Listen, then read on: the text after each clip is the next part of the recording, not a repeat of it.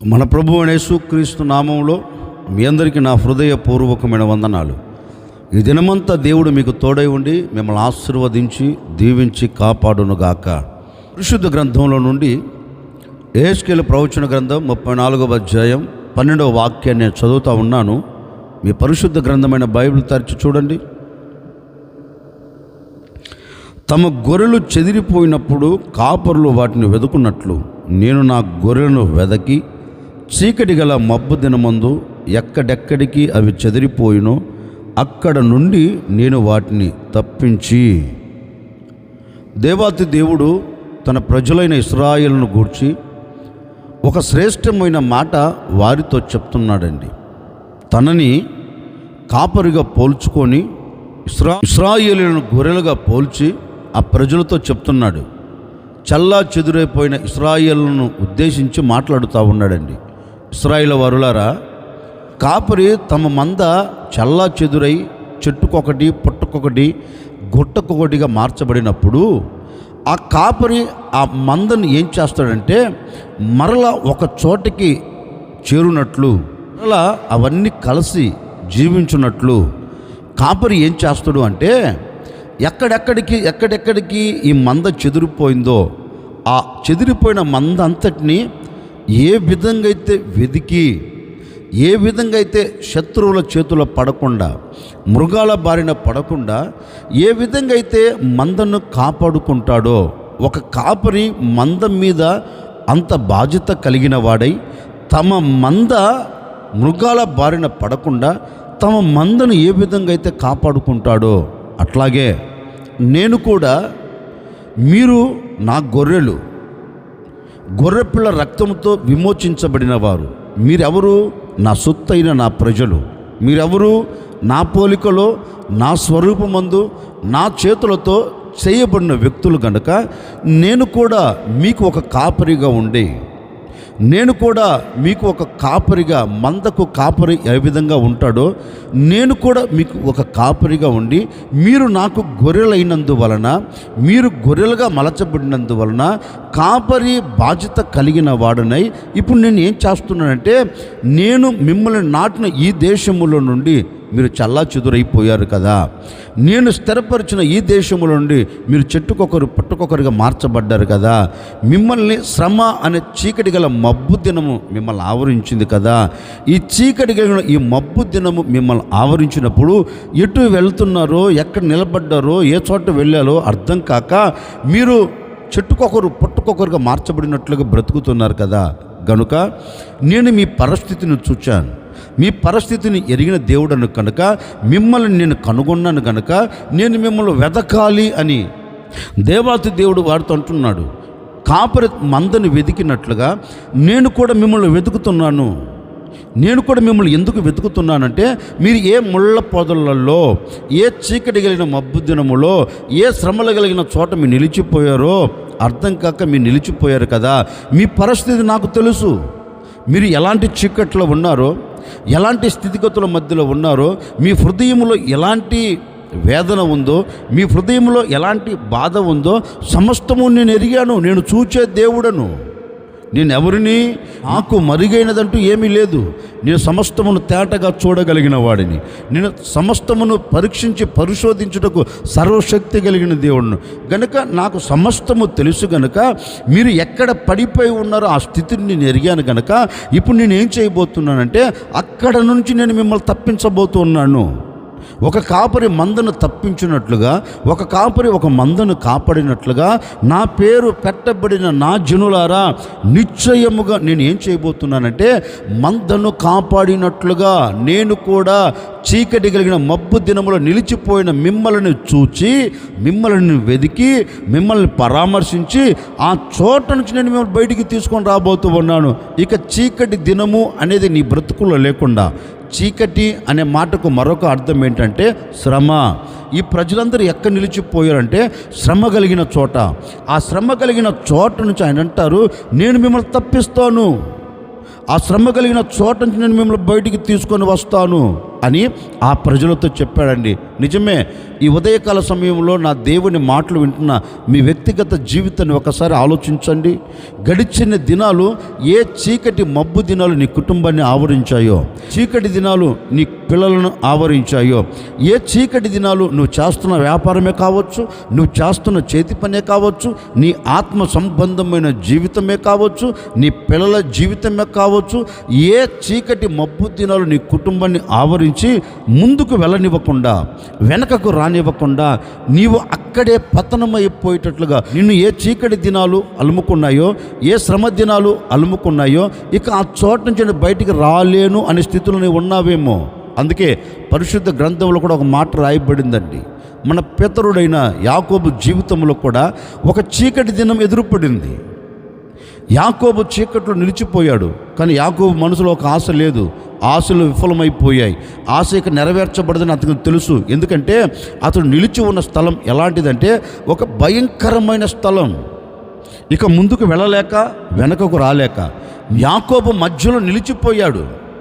ఏం చేయాలో అర్థం కాక ప్రాణాన్ని గుప్పెట్లో పెట్టుకొని రేపటి దినాన్ని నేను చూడలేను, రేపటి రోజు నేను నిలబడలేను, ఈ అరణ్యంలో ఏదో ఒక విషపూరితమైనది, ఏదో ఒక మృగం నన్ను చంపేయక మానదు, మరొక దినం నేను చూడలేను అనే నిస్సాయిస్థితిలో పడిపోయాడండి. ఇక నిరీక్షణకు ఆధారమే లేదు. నిరీక్షణను కోల్పోయాడు. ఆధారము లేని చోట యాకోబు నిలిచి ఉన్నాడు.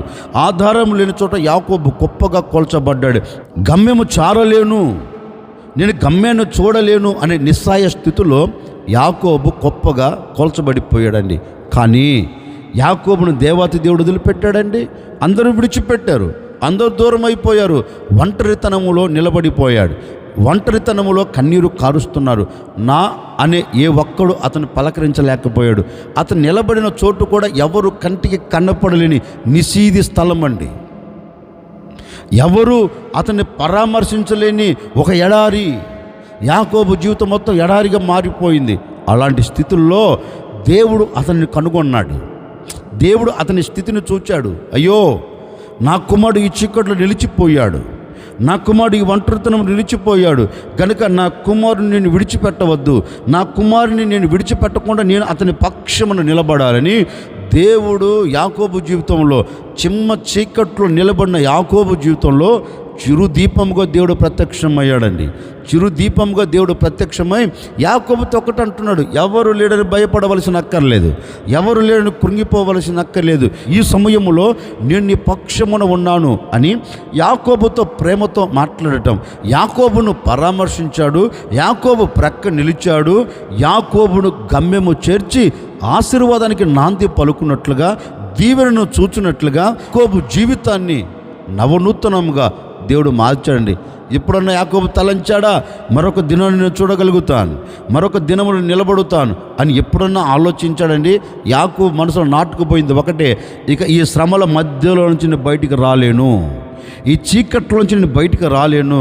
కానీ అలాంటి పరిస్థితులలో నుండి దేవుడు అతన్ని బయటికి తీసుకొని వచ్చాడండి.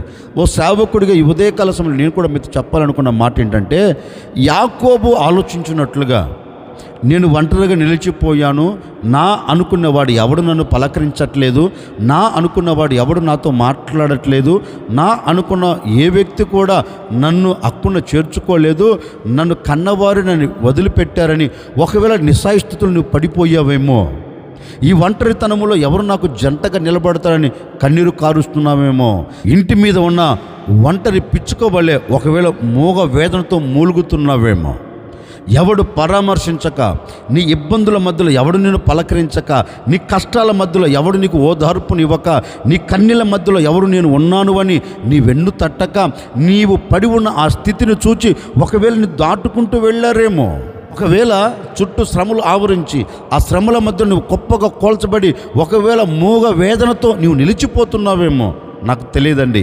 ఈ ఉదయకాల సమయంలో నా ప్రభునితో చెప్పక్కనే చెబుతూ ఉన్నారు, భయపడవలసిన అక్కర్లేదు, జడియవలసిన అక్కర్లేదు. నిశ్చయముగా యాకోబునకు చిమ్మ చీకట్లో తోడై ఉండినట్లుగా, ఇశ్రాయేలుకు చిమ్మ చీకట్లో తోడై ఉండి గమ్యము చేర్చినట్లుగా ఈ దినము నా ప్రభు నీ చీకటి లాంటి శ్రమల మధ్యలో నా ప్రభు నీతో కూడా నిలిచి ఉండబోతూ ఉన్నాడు. మబ్బు దినము లేకుండా కొట్టివేయబోతూ ఉన్నాడు. మబ్బు లాంటి చీకటి లాంటి శ్రమలు ఒకవేళ ఈనాటి వరకు నీ కుటుంబాన్ని అలాగ గొప్పగా కూల్చివేస్తున్నాయేమో, నీవు నీ కుటుంబం నీకు కలిగినవన్నీ అట్లాగే గొప్పగా కూల్చబడుతూ ఇక నేను బయటికి రాలేను, మరొక దినాన్ని చూడలేను, ఇక నా బ్రతుకు ఎంతే అని నిస్సాయస్థితిలో పడిపోతున్నావా? నీకే ఒక శుభవార్త నా ప్రభు చెప్పకనే చెబుతూ ఉన్నారు. ఆ చోట నుంచి నా దేవుడు నిన్ను లేవనెత్తున్నట్లుగాను నీ చీకటి లాంటి బ్రతుకుల్లో, నీ మబ్బు దినము లాంటి బ్రతుకుల్లో, నీ శ్రమ దినము లాంటి పరిస్థితులలో నా దేవుడు చిరుదీపముగా నీ ప్రక్క నిలిచి ఉండబోతూ ఉన్నాడు. ఎలాంటి శ్రమల మధ్య నువ్వు కొట్టబడుతున్నా, ఈడవబడుతున్నా, బంధించబడి నీవు వేధించబడి బాధింపబడుతూ ఉన్నా ఆ చోట నుంచి నా ప్రభువుని తప్పించబోతూ ఉన్నాడు. ఆ చోట నుంచి నా దేవుడు నిన్ను వెదకి రక్షించబోతూ ఉన్నాడు. నీ శ్రమను చూచి నిన్ను దాటిపోయేవాడు కాదు, నీ శ్రమను చూచి నిన్ను విడిచిపెట్టేవాడు కాదు, నీ శ్రమను చూచి నిన్ను త్రొక్కేవాడు కాదు. నీ శ్రమను చూచి నీ ప్రక్క నిలిచి నీ వెన్ను తట్టి శ్రమల మధ్యలో నుంచి నేను లేవనెత్తగలిగిన ఏకైక వీరుడు, ఏకైక దేవుడు యేసు ఒక్కడే. ఆ యేసు ఈ ఉదయకాల సమయం నీతో చెప్పకనే చెబుతూ ఉన్నాడు. ఏ చీకట్లో నిలబడిపోయావు, ఏ చీకటి లాంటి బ్రతుకులు నీవు బంధించబడిపోయావు, ఏ శ్రమలు నిన్ను ముందుకు వెళ్ళనివ్వకుండా వెనకకు రానివ్వకుండా అట్లాగే నిన్ను గొప్పగా కూలుస్తూ ఉన్నాయి. ఇక ముందుకు వెళ్ళలేను అనే నిస్సాయ స్థితిలో పడిపోయావా? ఇక వెనకకు రాలేను అనే ఆలోచనతో గొప్పగా కూల్చబడ్డావా? భయపడవలసిన అక్కర్లేదు. నిన్ను ముందుకు నడిపించగలిగిన దేవుడు ఈ దినం నీతో కూడా అడుగులు వేయబోతూ ఉన్నాడు. ముందుకు తీసుకొని వెళ్ళగలిగిన దేవుడు నీ చెయ్యి పట్టుకొని లేవనెత్తబోతూ ఉన్నాడు. ఇక ఏ శ్రమల మధ్య నువ్వు కోల్చబడ్డావో, ఏ శ్రమల మధ్య నువ్వు బంధించబడ్డావో ఆ చోట నుంచి నిన్ను లేవనెత్తగలిగిన దేవుడు, నిన్ను బలపరచగలిగిన దేవుడు, నీ బలహీనతను తీసివేయగలిగిన దేవుడు, నిన్ను బలపరిచి గమ్యము చేరునట్లుగా నీ హృదయంలో ఒక నిరీక్షణ పుట్టించగలిగిన ఏకైక దేవుడు నేను ప్రకటించే యేసు. ఆ యేసు ఈరోజు నీ పరిస్థితిని చూచాడండి. ఒకవేళ కట్టుకున్నవారు చూడలేదేమో, కొన్నవారు చూడలేదేమో, కన్నవారు చూడలేదేమో, ఉన్నవారు చూడలేదేమో, ఎవరు నిన్ను పట్టించుకోలేదేమో, నిన్ను పట్టించుకోగలిగిన దేవుడు ఒకడున్నాడు. నిన్ను పట్టించుకొని అద్దరికి చేర్చగలిగిన దేవుడు ఒకడున్నాడు. ఆ దేవుడు ఈరోజు నీతో చెప్తున్నాడు, భయపడకు. ఎందుకు భయపడతావు? ఎందుకు అధైర్యపరచబడతావు? ఎందుకు కృంగిపోతావు? నేను లేనా? నిన్ను లేవనెత్తగలిగిన దేవుడు నేను లేనా? నిన్ను స్థిరపరచగలిగిన దేవుడు నేను లేనా? చీకటి దినములోంచి వెలుగు కలిగిన దినములో నిన్ను నిలబెట్టగలిగిన దేవుడు నేను లేనా? ఎందుకు భయపడుతున్నావు? భయపడకు. నేనే నేనే నేనే నీ చీకటి దినాలను తీసివేయబోతూ ఉన్నాను. నేనే నీ మబ్బు దినాలను కొట్టివేయబోతూ ఉన్నాను. నేనే నీ ఒంటరితనములో నీ ప్రక్క నిలిచి నీ వెన్ను తట్టి నిన్ను ముందుకు తీసుకుని వెళుతున్నాను. గనుక నీవు భయపడకుండా ధైర్యం తెచ్చుకో. ఎలాంటి చీకట్లో నీవు నిలబడిపోయినా అక్కడ నుండి నేను తప్పించబోతూ ఉన్నా అని నా ప్రభు ఈరోజు మీతో మాట ఇస్తున్నాడని. నిజమే.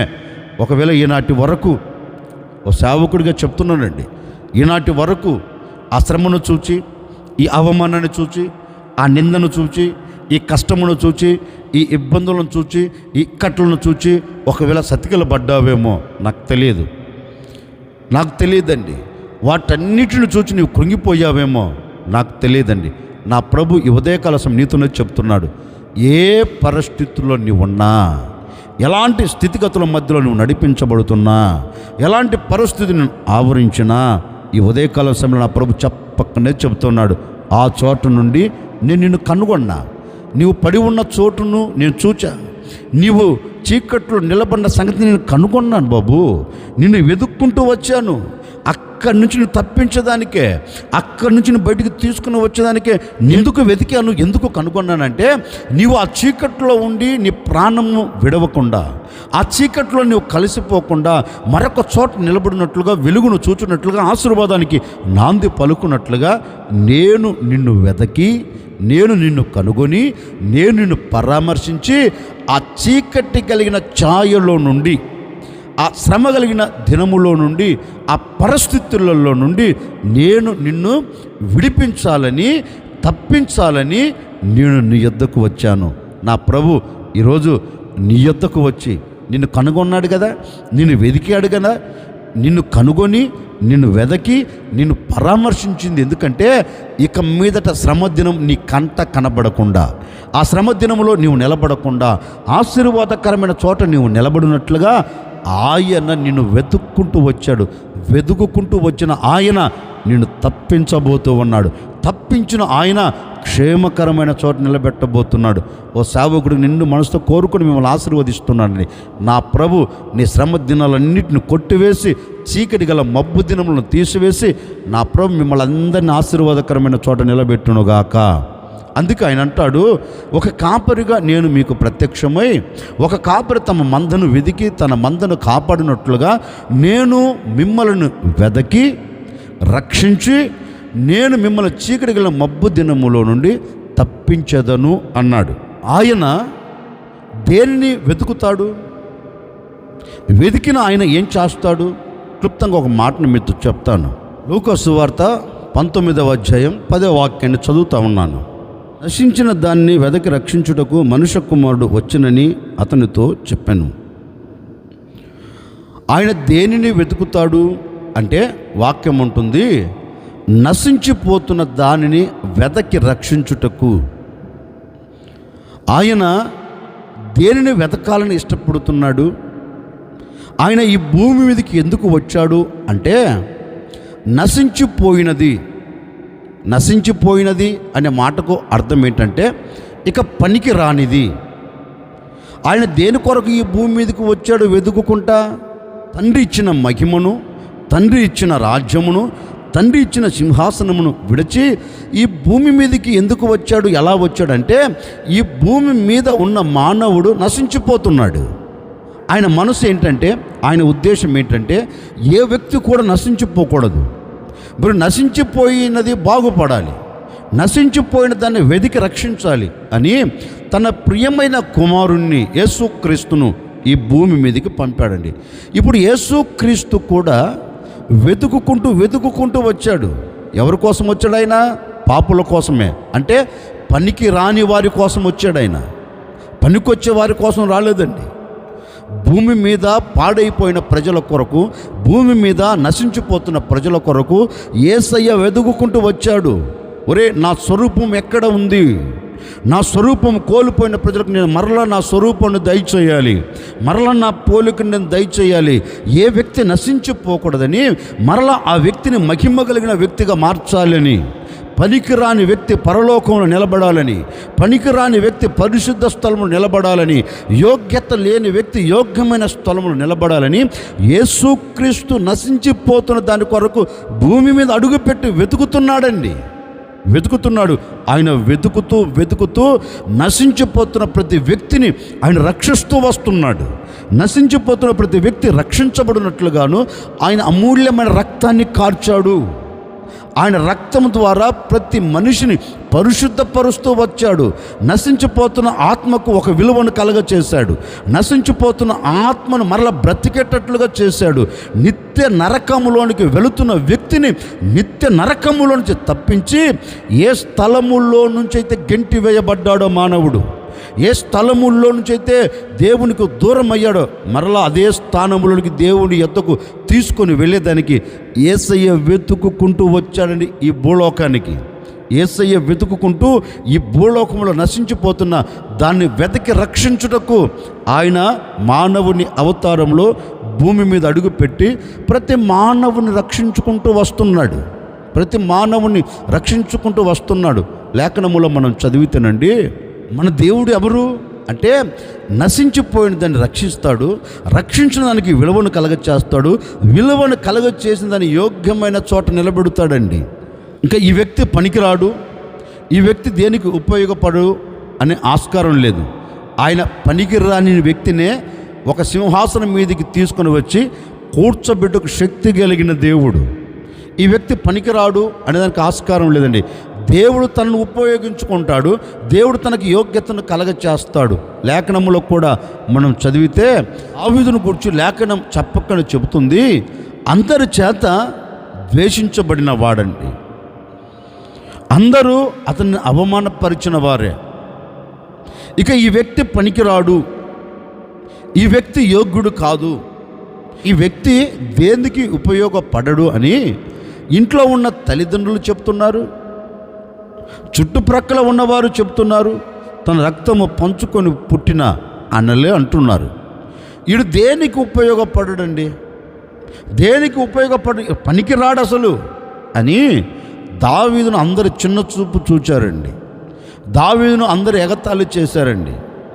ఇంటి మొదలుకొని ఊరు వరకు, ఇంటి మధ్యలో నుండి ఊరు మధ్యలోనికి ఎవరిని పలకరించినా అందరు అంటారు, ఆడా దేనికి పనికిరాడండి.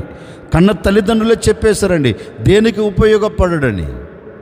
అన్నలే అన్నారండి దేనికి ఉపయోగపడరని. ఆ వ్యక్తి దేనికి పనికిరాడండి అనే మాట ఊరు నోట వస్తుంది.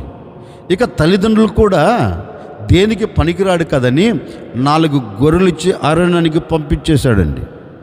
కానీ దావీదు ఏ విషయంలో కూడా బాధపడకుండా తన మనసులో ఒకటి నాటుకుపోయింది, ఏదో ఒకరోజు దేవుడు నా మీద దయ చూపెట్టకపోతాడా, ఏదో ఒకరోజు దేవుని కనికరం నా మీదకి రాకపోతుందా, దేవుడు నాతో ఉంటే చాలు కదా అనుకొని అవమానాన్ని భరించి అందరూ మాట్లాడుతున్న మాటలను భరించుకుంటూ ఒంటరిగా బయలుదేరి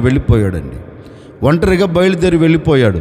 కానీ ఏ రోజు కూడా దావీదు కలలో కూడా కని ఉండడు, నేను ఇశ్రాయేలుకు రాజుగా మార్చబడుతానని, ఇశ్రాయేలు పరిపాలన చేయగలుగుతానండి, ఈ సింహాసనం మీద కూర్చోగలుగుతాను. ఏరు కూడా దావీదు కల కూడా కని ఉండడండి. కానీ ఆ దావీదుని దేవుడు ఏం చేశాడు, అందరి చేత పనికిరాడు అన్న వ్యక్తే, దేనికి ఉపయోగపడడు అన్న వ్యక్తే, దేనికి యోగ్యత లేనివాడు అని దూషించబడిన వ్యక్తే. కానీ దేవుడు అతనిని చూచాడు.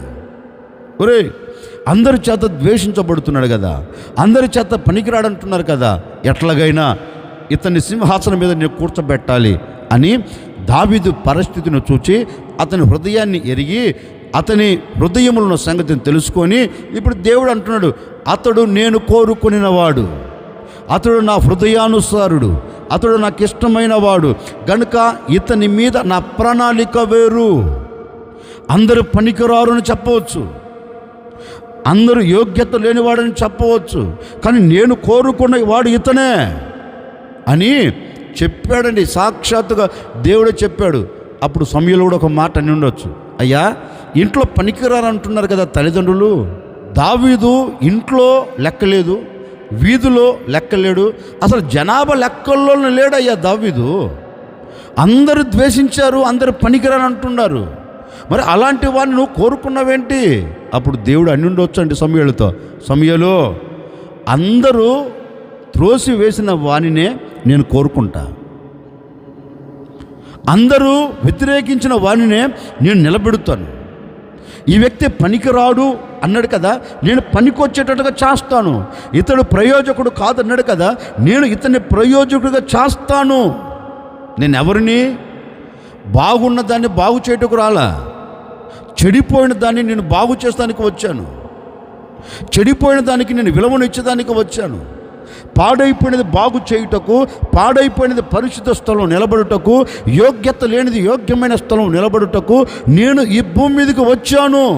కనుక నా మాట విను, నేను కోరుకున్నవాడు ఇతనే, నిశ్చయముగా ఇతని పట్ల నా ఉద్దేశాన్ని నెరవేరుస్తానని దావీదుని, పనికిరాని దావీదును సింహాసనం మీద కూర్చోబెట్టాడు. నశించిపోతున్న దావీదును, పనికిరాడు అని తృణీకరించబడిన దావీదును సింహాసనం మీద కూర్చోబెట్టి ఏలుబడి చేసేటట్లుగా చేశాడండి. నాకు వచ్చిన ఒక డౌట్, ఆ దేశంలో ఎవరు లేరా? ఉన్నారు. కానీ దేవుని కనుదృష్టి ఎక్కడ పడింది?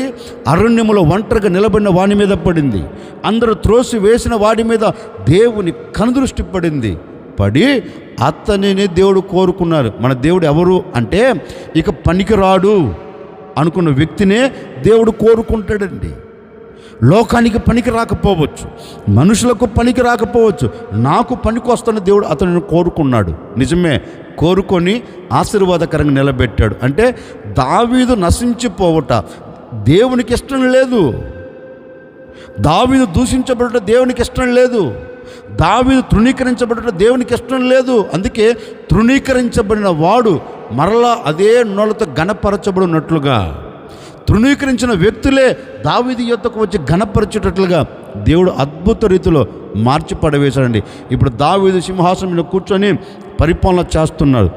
ఒకవేళ నీ బ్రతుకుల్లో నీవు కూడా ఇప్పటి వరకు నేను పనికిరాను, నేను ఎవరికి ఉపయోగపడను, నన్ను అందరూ నిందిస్తున్నారు, నన్ను అందరూ అవమానిస్తున్నారు అని కృంగిపోవలసిన అక్కర్లేదండి. నువ్వు జడియవలసిన అక్కర్లేదండి. నీవు బాధపడవలసిన అక్కర్లేదు. భయపడకుండా ధైర్యంగా నిలబడు. నా ప్రభు నీ పరిస్థితిని చూచాడు. గడిచిన దినాలు ఎవడు నిన్ను అవమానించాడో, గడిచిన దినాలు ఎవడు నిన్ను కించపరిచి మాట్లాడాడో, గడిచిన దినాలు ఎక్కడ నీవు తలదించుకున్నావో, గడిచిన దినాలు ఎక్కడ నీవు కన్నీరు కార్చావో, గడిచిన దినాలు ఎక్కడ నీవు కృంగిపోయావో, నా దేవుడు నీ పరిస్థితిని అంతటిని చూచాడు. నా దేవుడు నీ స్థితిగతులన్నింటినీ గమనించాడు. గనుక నీవు పనికి రావు అన్న ప్రజల మధ్యలోనే, నీవు యోగ్యుడవు కాదు అన్న ప్రజల మధ్యలోనే నా దేవుడిని యోగ్యతలో నిలబెట్టబోతూ ఉన్నాడు. పనికి రావు అన్న పెదాలే, అన్న నోరే మరలా నిన్ను గణపరచబోతుంది. నిన్ను తృణీకరించిన వారు నీకు సన్మానం చేయబోతూ ఉన్నారు.